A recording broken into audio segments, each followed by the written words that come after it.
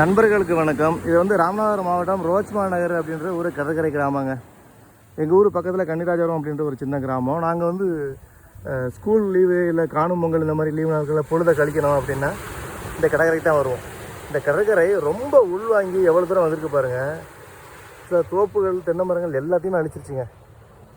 ஃபுல்லாக எல்லாத்தையுமே அழிச்சிருச்சு. இந்த தென்னை மரம் வந்து வாழ்நாளை எண்ணிக்கிட்டு இருக்கு. என்னைக்கு வெளியே போகும் தெரில. ஆக்சுவலாக இங்கே வேலி போட்டிருக்காங்கல்ல, இது வந்து ஒரு தோட்டம். இந்த தோட்டத்தோட சேர்ந்து தான் இந்த தென்னை மரங்கள் எல்லாமே.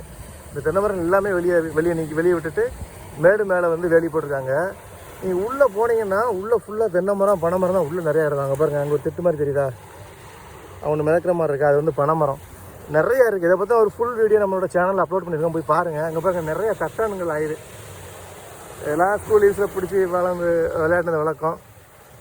பாருங்கள், ஒரு கிராமமே அழிகிற நிலமை தாங்க கிட்டத்தட்ட. இயற்கையோட விளையாண்ட இதான் நிலமை.